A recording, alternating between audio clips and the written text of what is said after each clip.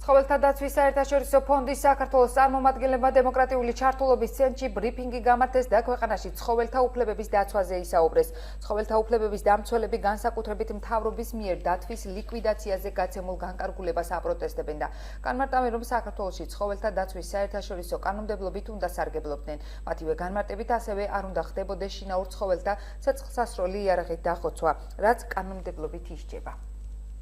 რომელიც შეყვანილია წითელ წიგნში, მთავრობის მიერ იქნა მიღებული დადგენილება, ყოველ დანაშაულებრივი და მიუღებელი დადგენილება, ფაქტიურად ეს ნიშნავს ბრაკონიერობის დაკანონებას მურა დათვის დახოცვასთან დაკავშირებით, რაც ძირითადად მართლდება მოსახლეობის ზოოფობიური შიშებით, რაც არის მიუღებელი, დაუშვებელი. აგრეთვე, რომ ისიც, ამის კიდევ ერთი მაგალითი, ცხოველთა უფლების შესახებ ერთი მაგალითად შეგვიძლია მოვიყვანოთ ისიც, რომ ხდება, ესე იგი, უსახკარო ცხოველთა მასობრივი განადგურებები.